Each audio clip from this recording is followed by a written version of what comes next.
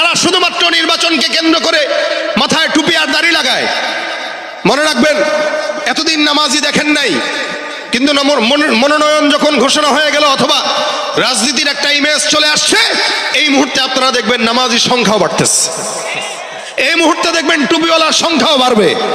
আমাদেরকে যারা বলে ধর্ম ব্যবসায়ী, আমি তো বলি ওদের চাইতে ধর্ম ব্যবসায়ী আর কেউ হতে পারে না।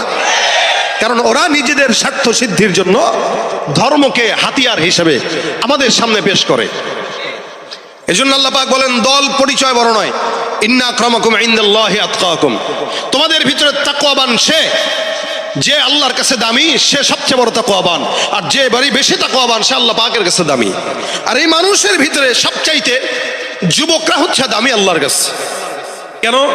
নবী করিম সাল্লাল্লাহু আলাইহি সাল্লাম বলেছেন, সাবআতুন ইযিল্লুহুমুল্লাহ, আল্লাহ পাক 7 প্রকার মানুষকে কিয়ামতের কঠিন দিনে আরশের নিচে আল্লাহ পাক ছায়া দান করবেন। এর ভিতরে অন্যতম একদল থাকবে ওয়াশাবুন নাশআ ফি ইবাদাতিল্লাহি তাআলা। আল্লাহ রাসূল সাল্লাল্লাহু আলাইহি সাল্লাম বলেন, এক প্রকার যুবক থাকবে যারা আল্লাহ পাক রব্বুল আলামিনের আরশের নিচে আল্লাহ তাদেরকে কোলে করে সুন্দর করে বসায় দিবেন। সুবহানাল্লাহ, একটু জোরে বলেন। এই যে যুবক যারা আছেন, প্রত্যেকটা যুবক সমাজ পরিবর্তনের জন্য, যুবকরা যদি স্ট্রং হয়ে যায়, এই সমাজ পরিবর্তন করতে বেশি সময় লাগবে না।